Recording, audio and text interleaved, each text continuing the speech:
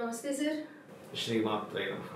Sir, భాద్రపద మాసంలో వినాయక చవితి అని అనగానే ఎన్నో విగ్రహాలు, మట్టి విగ్రహాలు చూస్తుంటాము, ప్లాస్టర్ ఆఫ్ ప్యారిస్ విగ్రహాలు చూస్తుంటాము. కొంతమంది ఎలా అంటే కనుక ఇంట్లోనే తాము తయారు చేసుకుని పిండితోనో అలా పెట్టుకుంటూ ఉంటారు. కానీ ఎవరు ఏది పెట్టుకున్నప్పుడు కూడా కొన్ని సందేహాలు ఉంటూ ఉంటాయి. వినాయకుడు ఏ రూపంలో ఉంటే మంచిది అని. కొంతమంది ఏమంటారంటే కనుక ఈ సంవత్సరం మనకి ఏదైతే కోరిక ఉందో ఆ కోరిక నెరవేరాలి అని అంటే కనుక అలా ఉండే వినాయకుడు, ఇప్పుడు సపోజ్ మనకు ఒక పని అవ్వాలి అని అనుకుంటే ఆయన నిల్చొని ఈ గద లేకపోతే కనుక ఇంకోటి ఏదో ఇలా పట్టుకున్నామో, లేకపోతే లక్ష్మి డబ్బులకు ఆటంకాలు కలుగుతున్నాయి అంటే కనుక లక్ష్మీదేవి ఇలా కమలంలో ఉండేదో అలాంటివి పెట్టుకోవాలి అని అంటూ ఉంటారు కదా. ఇది ఎంతవరకు నిజం సార్? అలా పెట్టుకోవాలి అని అంటారు. అండ్ ఇంకోటి, వినాయకుడికి ఖచ్చితంగా ఆ నాగుపాము పొట్టుకి ఉంటుంది కదా, అది ఉన్న విగ్రహమే తీసుకోవాలి అని అంటూ ఉంటారు. నిజమేనా? అంటే నాగుపాము గల సర్పం ఎందుకు ఉంటుంది పొట్టకి అంటే, ఒకసారి ఒక రాక్షసుని సంహరించినప్పుడు ఒక్కొక్క దేవత పోటీ ఇవ్వడం జరిగింది అతను చల్లబరచడానికి. ఆయన సరదాగా ఒక లీల చేశాడు. ఆయన ఏం చేశాడంటే, నాకు చాలా వేడి వచ్చేసింది అంటే రాక్షసుని మింగేస్తాడు. మింగేసినప్పుడు నాకు చాలా వేడి పుట్టేసింది, మీ అందరూ తెలిసి నన్ను చల్లబరచండి అంటారు సరదాగా. అంటే ఆయన ఒక లీల చూపించడం కోసం. అప్పుడు అందరూ ఒక్కొక్కడు, వరుణదేవుడు వచ్చి ఆయన మీద వర్షం కురిపిస్తారు, సర్పరాజు వచ్చి ఆయన చుట్టూ సర్పాలను చుడతారు, అమ్మవారు వచ్చి, లక్ష్మీ అమ్మవారు వచ్చి మనకి కలుపు ఇస్తుంది. ఎన్ని ఇచ్చినా సరే నాకు ఇంకా సరిపోలేదు అన్నప్పుడు, అప్పుడు మనకి ఇప్పుడు నైమిసారణ్యం అని ఉంటుంది. నైమిసారణ్యంలో 88,000 మహర్షులు తపస్సు చేస్తుంటారండి ఇప్పటికీ కూడా. ఆ మహర్షులు చేత ఆరాధింపబడ్డ గణపతి అని ఉంటుంది. ఆ మహర్షులు అందరూ వచ్చి గరికతో పూజ చేస్తే ఆయన చల్లబడతాడు. అది తెలియడం కోసం, అంటే గరికతో ఎంత పూజ చేస్తే నాకెంత విశేషము, మీ అందరికీ ఎంత గొప్ప యోగం కలుగుతుందని చెప్పడానికి గణపతి ఆ యొక్క లీలను ప్రదర్శిస్తాడు. అందుకని అది పొట్టకి ఆ యొక్క పాము చుట్టున్నట్టుగా ఉండడం, ఇట్లా రకరకాలు చెప్తారు దానికి. అయితే ఇక్కడ ఏంటంటే 32 గణపతులు చెప్పారు మనకు శాస్త్రంలో. అందులో 16 కొంతమంది విశేషంగా చేస్తుంటారు, 32 గణపతులు. అందులో గణపతి నుంచే 7 కోట్ల గణపతులు, 7 కోట్ల మంత్ర విశేషాలు గణపతి అని చెప్పడం జరిగింది. అందులో 1 by 1 మనం చూసుకున్నట్లయితే బాల గణపతి, చిన్నపిల్లలకి కాస్త మాటిమాటికి అనారోగ్యాలు చేస్తున్నా, లేకపోతే సంతానం కలగాలన్నా బాలగణపతి ఆరాధన చేస్తూ ఉంటారు.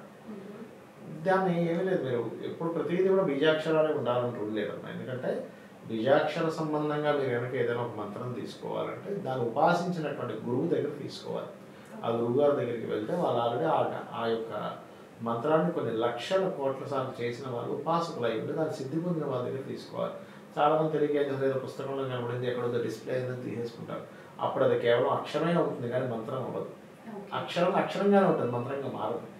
లేదా మనకి మంత్రతంత్రము అనే తంత్రం అనేటువంటి ఒక గ్రంథంలో రాయబడింది. ఎలా అంటే, ఇప్పుడు మీకు ఏ గురువు దొరకలేదు కాకపోతే ఒక మంత్రం తీసుకోవాలండి, అప్పుడు బోధిపత్రం మీద ఆ మంత్రాన్ని రాసి ఈశ్వరుడి దగ్గర పెట్టి, స్వామి నీవే నా యొక్క గురువువి అనుకొని చేయమని చెప్పారు. ఇప్పుడు బోధిపత్రాలు లేదు, పేపర్ మీద రాయొచ్చు. కాకపోతే ఏంటంటే మీకు ఆ మంత్రం మీద, ఆ మంత్రాన్ని ఎవరైతే మనకు అందించారో ఆ యొక్క ద్రష్ట ఎవరైతే ఉన్నారో మహర్షిని, ఆ మంత్రాది దేవతని ఎంతో భక్తిగా ఎంతో శ్రద్ధగా చేయలేదు, దొరికింది కదా అని ఎలా పడితే అలాగా ఎట్లా పడితే అట్లా చేయకూడదు. అయితే మీరు ఇందాక అడిగినటువంటి క్వశ్చన్ ఏంటంటే, ఫస్ట్ ఆఫ్ ఆల్ ఫలానా కాంబినేషనే చేయాలని అడిగారు కదా.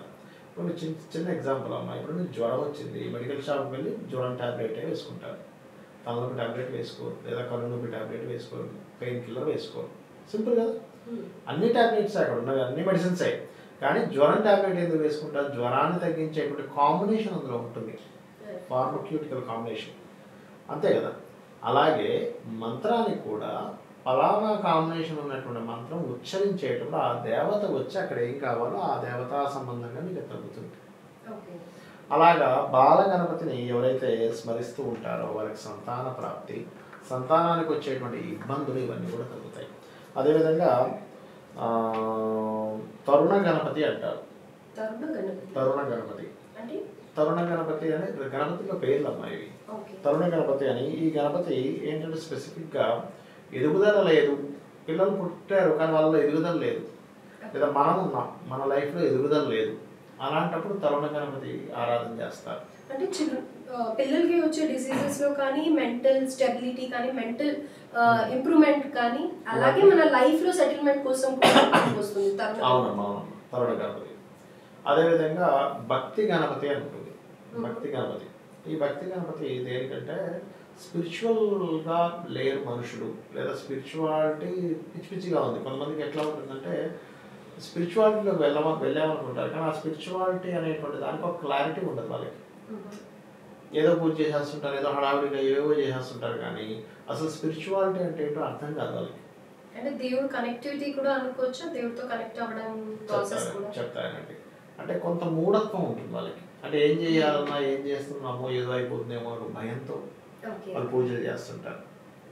స్పిరిచువాలిటీ అంటే ఏమిటి అంటే సింపుల్గా నువ్వు విశ్వంలో ఉన్న ప్రతిదీ భగవత్ స్వరూపం అని నీ మనసు, నీ బుద్ధి గుర్తించడం, ప్రతిదీ కూడా అని అలా గుర్తించకుండా కేవలం ఏదో పూజ చేసి లేకపోతే భగవంతుడు నన్ను కోపగిస్తాడేమో, ఈ కొండకు వెళ్ళాలనుకున్నాను భగవంతుడు ఇది చేసేస్తాడేమో, అమ్మో ఈరోజు ఇది చేయలేదు ఏమవుతుందేమో అనుకునే దాన్ని స్పిరిచువాలిటీ అవ్వదు.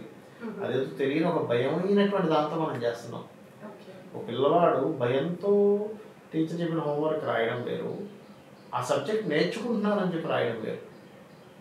లాట్ ఆఫ్ డిఫరెన్స్ ఉంటుంది. అక్కడ జ్ఞానాన్ని పొందుతాడు, ఇక్కడ కేవలం ఏదో పట్టేసి అమ్మాయి మొక్కుబడిగా చేస్తాడు. మొక్కుబడిగా చేయకూడదు పూజలను ఎప్పుడు కూడా, మొక్కుబడిగా స్పిరిచువాలిటీలోకి వెళ్ళకూడదు. స్పిరిచువాలిటీ అనేటువంటిది ఎంతో జ్ఞానాన్ని ఇచ్చేది. మనం ఈ యొక్క విశ్వాన్ని అర్థం చేసుకునేటువంటి ఒక ప్రక్రియ స్పిరిచువాలిటీ అనేటువంటిది.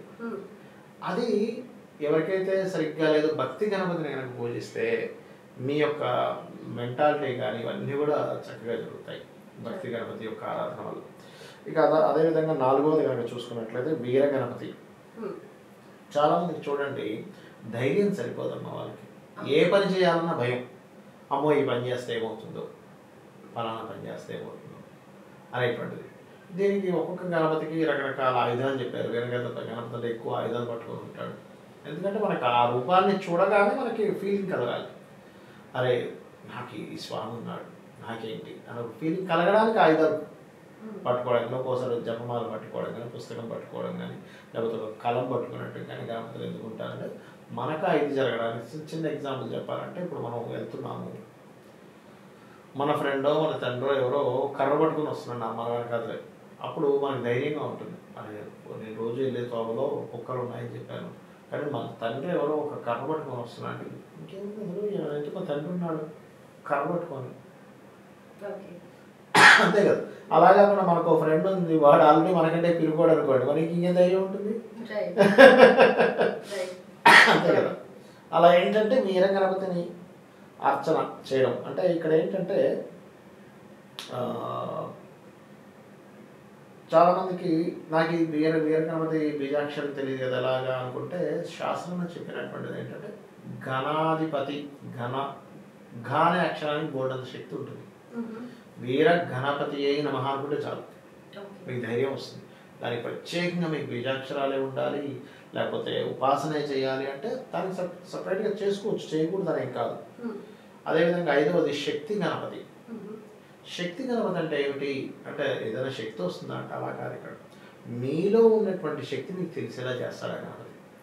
మనకు టాలెంట్ ఉంటుంది, ఓకే, మనకు శక్తి ఉంటుంది, మనకు తెలియనంతసేపు మనం నార్మల్, మనకు తెలిసింది నీకు మాట్లాడే టాలెంట్ ఉందా, లేకపోతే ఒక బొమ్మలు గీసే టాలెంట్ ఉందా, లేకపోతే ఒక టెక్నికల్గా ఏదైనా చేసే టాలెంట్ ఉందా, లేకపోతే అందరూ చేయడం కాబట్టి నువ్వు మ్యాజిక్ చేసే టాలెంట్ ఉండొచ్చు నీ దగ్గర, అదే గొప్ప టాలెంట్ అవుతుంది. అలాగే మీ యొక్క శక్తిని తెలిపేది, మీకు శక్తిని ఇచ్చేది శక్తి గణపతి. నిశ్శక్తుడు అయిపోయాడు, అన్నీ కోల్పోయాను అనుకున్నాడు, అలాంటప్పుడు శక్తి గణపతి యొక్క ఆరాధన చేయాలి. ఓకే, అదేవిధంగా శక్తి గణపతి తర్వాత కనుక చూసుకున్నట్లయితే శక్తి అంటే ఎన్లైటనింగ్, అంతేనా? మన సోల్ ని ఎన్లైటన్ చేసి మనం ఏంటి అనేది తెలియజేసేది. అవునమ్మా. ద్విజ గణపతి అని ఉంటారు. ద్విజ గణపతి ఆరాధన కనుక చేస్తే ఒక్కోసారి చూడండి మన లైఫ్ మనకి మనం అరుణాచలం విషయంలో ఒక మాట వింటూ ఉంటాం. అరుణాచలానికి వెళ్ళకముందు ఒక లైఫ్, వెళ్ళిన తర్వాత ఒక లైఫ్ అంటూ ఉంటాడు. ఈ ద్విజ గణపతిని కనుక ఆరాధిస్తే మీకు ద్విజ గణపతి ఆరాధన ముందు ఒక లైఫ్, ద్విజ గణపతి ఆరాధించిన తర్వాత ఒక లైఫ్, ఇంకొక జన్మెత్తినట్టే. అంటే మీకు ఇక్కడ నుంచి మీ పూర్వజన్మ కర్మలను తొలగించి ఇంకో జన్మనిచ్చినంత యోగాన్ని ఇస్తాడు ద్విజ గణపతి. అయితే సార్ ఇప్పుడు మరి ఆ విగ్రహం ఎలా ఉండాలి అని అంటారు, ఎక్కడ దొరుకుతుంది? మీరు ఎట్లా పడితే వచ్చేస్తుంది ద్విజ గణపతి. ఓకే, అదే మనం తీసుకువెళ్ళి ఒకటే గుర్తుపెట్టుకున్నాము, ప్రతిసారి విగ్రహమే ఉండాలి, ఫోటో ఉండాలని ఏమీ లేదు, శాస్త్రంలో చెప్పిన పద్ధతి. అంటే వినాయక చవితి అనగానే మనకి విగ్రహాలు ముఖ్యం కదా సార్, డెఫినెట్ గా విగ్రహం. కానీ మీకు అన్ని గణపతులు దొరకవు, మీకు మంత్రం చేసుకోవడం మామూలుగా గణపతిని చూస్తూ మంత్రం చేసుకోవచ్చు. ఇప్పుడు గణపతి కూడా లేదనుకోండి, దీపాన్ని వెలిగించి చేసుకోవచ్చు. ఓకే, కంపల్సరీ మీకు ద్విజ గణపతి కావాలంటే దొరకదు మీకు ఎక్కడ కూడా. సో ఇలా మామూలు గణపతి పెట్టుకొని వెనకాల ఒక ప్రింట్ అవుట్ తీసుకొని ఆ ఫోటో ఫ్రేమ్ కానీ ఆ ఫోటో ఉండాలంటే అంటే ఆకారం ఉంటేనే మనకి ఆ కనెక్ట్ అవుతాము అని ప్రింట్ అవుట్ తీసుకోవచ్చు, లేకపోతే ఒకసారి ఫోన్ లో చూసుకుంటే కూడా అర్థమైపోతుంది. ఓకే ఓకే, అది. సో ఆ రకంగా ద్విజ గణపతి అనే మంత్రం ఏమైనా ఉందా సార్ దీనికి? ఒకటే గుర్తుపెట్టుకోండమ్మా, ఎప్పుడు కూడా బీజాక్షర మంత్రాలు సెపరేట్ గా ఉంటాయి. ఓం ద్విజ గణపతి నమః అనుకోవచ్చు, సరిపోతుంది. అదేవిధంగా ద్విజ గణపతి తర్వాత మనకి సిద్ధి గణపతి. సిద్ధి బుద్ధి అని రెండు అమ్మవారు ఉంటారు స్వామివారి దగ్గర. ఇక్కడ మనందరికీ తెలియాల్సిన విషయం ఏంటంటే, మనుష్యుడికి ఉన్నట్టే భగవంతుడికి కూడా భార్యలను కాదు, అక్కడ వాళ్ళ నుంచి వచ్చేటువంటి శక్తులు వాళ్ళందరూ కూడా. ఓకే, సో ఆ శక్తి ఏమిటి? సిద్ధి ఒక శక్తి, బుద్ధి ఒక శక్తి. మీకు ఏదైనా సిద్ధించాలి, సిద్ధి గణపతిని ప్రార్థించాలి. ఇప్పుడు బుద్ధి గణపతిని ఎప్పుడు ప్రార్థించాలి? సిద్ధి బుద్ధి రెండు కలిపి కూడా ప్రార్థిస్తారు. సిద్ధించడం అంటే ఏమిటి? ఒక మంత్రం సిద్ధించడం అంటూ ఉంటారు. మనకు చూడండి, ఒక ఏదైనా మంత్రాన్ని తీసుకున్నట్లు 1,00,000 సార్లు చేసి తన దశాంశం హోమము లేదా తర్పణం చేయడం, దానిలో దశాంశం తర్పణం చేయడం, దానిలో దశాంశం బ్రాహ్మణ భోజనము లేదా అర్చన, తర్వాత బ్రాహ్మణ భోజనం, ఇట్లా చేస్తూ ఉంటారు మంత్రం తీసుకున్నప్పుడు. అది సిద్ధించడము అంటారు. ఏది సిద్ధించినప్పుడు 1,00,000 చేస్తే సిద్ధిస్తున్నారు, రక్ష అంటారు. అలాగే మనకి ఏదైనా సిద్ధించాలి అంటే దాని గురించి మూలాలు తెలియాలి. ఇప్పుడు ఏదైనా ఒక పని చేస్తున్నాము, అది మనకి కంప్లీట్గా దానిలో ఎక్స్పర్ట్ అవ్వాలంటే దాని మూలం తెలియాలి. సో సిద్ధి గణపతిని కనుక మనం ప్రార్థిస్తే మీరు ఏదైతే పని చేస్తారో అది సిద్ధించడానికి దాని యొక్క పూర్తి మూలాన్ని తెలిసేలా చేస్తాడు. అందుకే గణపతి మూలాధార చక్రానికి అధిపతి అని చెప్తూ ఉంటారు. మనకి షట్చక్రాలు ఉంటాయి, మూలాధార చక్రానికి అధిపతి అంటే గణపతి. అలా సిద్ధి గణపతిని కనుక చేసినట్లయితే ఆ రాత్రి మీకు ఏ పనైనా సిద్ధిస్తుంది. అయితే సార్ రుణాల గురించి చాలా ఎక్కువగా ఇబ్బంది పడుతూ ఉంటారు కదా, సో రుణ విమోచక గణపతి శ్లోకం అని కూడా ఉంది అని విన్నాను నేను, అది ఎంతవరకు కరెక్ట్? దానికి ఆర్థికంగా ఇబ్బంది పడేవాళ్ళు ఎలాంటి గణపతిని పెట్టుకోవాలంటారు? చేసుకోవచ్చు. అయితే రుణ విమోచన గణపతి ఎవరికి ఎక్కువగా సిద్ధిస్తుందంటే, కేతువు ద్వారా మీకు రుణాలు ఎక్కువ ఏర్పడుతున్నాయి అనుకోండి. 6వ స్థానంలో కేతువు ఉన్నాడు, 6th పోర్ట్ఫోలియో పాడైంది, అప్పుడు ఓం విమోచన గణపతి నమః అనుకున్నా సరిపోతుంది. అది ఎలా తెలుస్తుంది మనకి కేతు పాడైంది? లగ్నం నుంచి జాతచక్రం చూస్తే తెలుస్తుంది. ఇక దాని తర్వాత 8వది కనుక చూసుకున్నట్లయితే ఉచ్చిష్ట గణపతి. చాలా మంది ఉచ్చిష్ట గణపతి అంటే ఇక్కడ చాలా కొంతమంది అదేదో ఎంగిలి తీసుకెళ్ళి పెట్టాలనుకుంటారు, తప్పది. ఉచ్చిష్టము. ఇప్పుడు గణపతి యొక్క వాహనం ఏంటమ్మా? మూషికం కదా. మనకి గణపతికి సంబంధించిన కొన్ని వీటిల్లో గ్రంథాలు ఏమవుతుందంటే, ఈ యొక్క ఎలుక ఎక్కడ దాక్కుంటుంది? ఒక కణంలో ఉంటుంది కదా. ఈ యొక్క ఇది ఒక చిన్న ఇది అనుకోండి, నాలిక అనేటువంటిది ఒక ఎలుక అనుకుందాం. ఆ నాలిక పైన ఉన్నది గణపతి. మనం చూడ ఉచ్చిష్ట గణపతి, మనం మాటలనే ఉచ్చిష్టమే, ఎంగిలే కదమ్మా. అలా ఏంటంటే నాలిక మీద నాట్యం చేస్తున్నటువంటి గణపతి ఉచ్చిష్ట గణపతి. మనకి ఇప్పుడు జ్ఞానం వచ్చి మనం ఒక మాట మాట్లాడుతున్నామంటే ఆ యొక్క గణపతి అని అర్థం. అయితే దీనికి కొన్ని తాంత్రికమైనటువంటి వాటిల్లో వాళ్ళు ఏం చేస్తారంటే, లేదు ఎంగిల్ తీసి పెడుతున్నాము అంటారు, కానీ అదేమి కాదు. నువ్వు అంటే ఒక మంత్రాన్ని సాధన చేసేటప్పుడు నీ మనసులో నీ యొక్క భావన ఎలా ఉండాలంటే, నువ్వు ఒక మంత్రం చదివేటప్పుడు ఆ మంత్రం ఎక్కడి నుంచి ఎలా పలకగలుగుతున్నావు అంటే, ఆ నాలిక తిరగడం ద్వారా పలకగలుగుతున్నావు. అక్కడ ఒక దేవతా స్వరూపం ఉంది, అక్కడ ఉన్నటువంటి దేవతా స్వరూపం ఎవరో కాదు, ఉచ్చిష్ట గణపతిని అర్థం చేసుకోవడం. ఇక్కడ మొత్తం ఇంగ్లే కదమ్మా, మరి అక్కడ గణపతి ఉంటే కానీ పలికించలేడు ఆయన, అది అర్థం చేసుకోవడం. అయితే ఈ ఉచ్చిష్ట గణపతి యొక్క ఆరాధన ముఖ్యంగా వాక్సిద్ధిని ధనవృద్ధిని ఇస్తుంది. వాక్సిద్ధి ధనాభివృద్ధి ఇస్తుంది ఉచ్చిష్ట గణపతి. అదేవిధంగా 9వ గణపతి తీసుకున్నట్లయితే విఘ్న గణపతి. విఘ్నములు అందరికీ తెలిసిందే. విఘ్నము ఓం విఘ్నేశ్వరాయ నమః. అదే నేమ్తో అనుకుంటారు. ఇప్పుడు మీరు చెప్పే నామాలన్నీ కూడా గణేష అష్టోత్తరంలో వస్తాయా? కొన్ని వస్తాయి. అవన్నీ చేసుకున్నా కూడా సరిపోతుంది. యాక్చువల్గా అష్టోత్తరం చదువుకున్నా కూడా సరిపోతుంది. ఇట్లా రకరకాల గణపతులు ఉంటాయి అన్నమాట. 1, 2 కదా క్షిప్ర గణపతి అని ఉంటుంది. అట్లా 1 by 1 అయితే ఇక్కడ ఏంటంటే ఒకటి మనకి ఇవన్నీ పేర్లు తెలిసినా తెలియకపోయినా మీరు మనసులో భావన అనుకుంటూ తండ్రి నాకు ఇబ్బంది ఉంది, నేను శరణాగతి పొందుతున్నాను, నువ్వు నాకు ఈ యొక్క బలాన్ని ఇవ్వు. ఇప్పుడు రకరకాలు ఉంటాయి. ఇప్పుడు 32 కాదు, ఇంకా రకరకాలు ఉంటాయి. అయితే మహర్షులు నిర్దేశించింది మాత్రం మనిషి ఎన్ని కష్టాలను 21 కష్టాల్లోనే ఉంటాడు. మనిషి 21 తప్పితే ఇంకోటి ఉండదట. అయితే ఇప్పుడు ఉండేటువంటి కలియుగంలో మహర్షులు నిర్ధారించిన దానికంటే ఇంకా రకరకాలు ఉంటాయి అని చెప్తున్నా.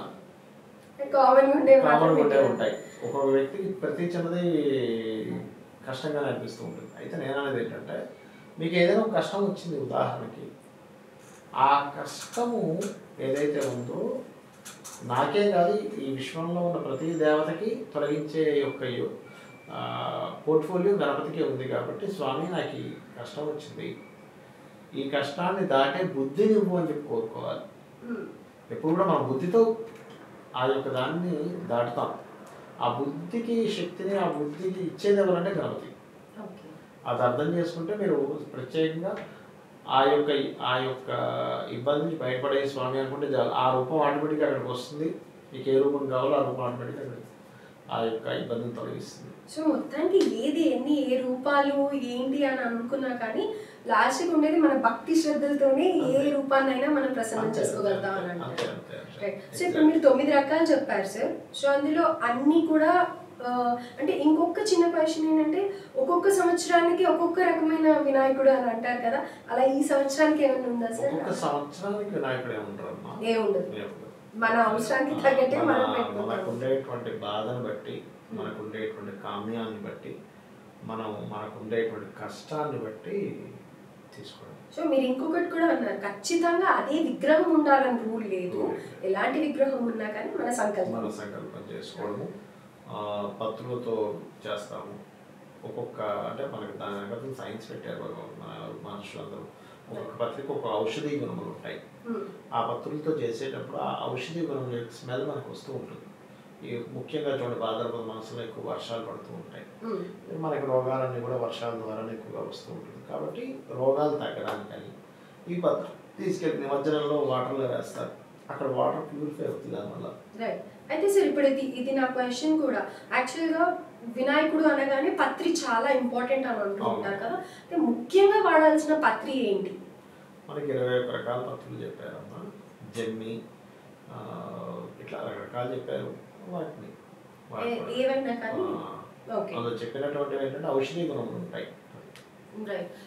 ప్యూరిఫై మన ఎన్విరాన్మెంట్ ప్యూరిఫై చేయడమే కాకుండా మనం ఆ క్లేదో లేకపోతే ఏదో వేస్తూ ఉంటాం కదా లేక్స్ లో, రివర్స్ లో విగ్రహాలని. సో అలాంటప్పుడు ఆ వాటర్ ని కూడా క్లెన్స్ చేసే గుణం ఉంటుంది అని అంటారు. సో దానికి ఏం బాధపడక్కర్లేదు, మనం ఏదో పొల్యూషన్ క్రియేట్ చేస్తున్నాము అని. అందుకే వాళ్ళు ఏం చేశారు, 2 రకాలుగా ఉపయోగపడడానికి ఆ పత్రులు కూడా చెప్పారు. రైట్.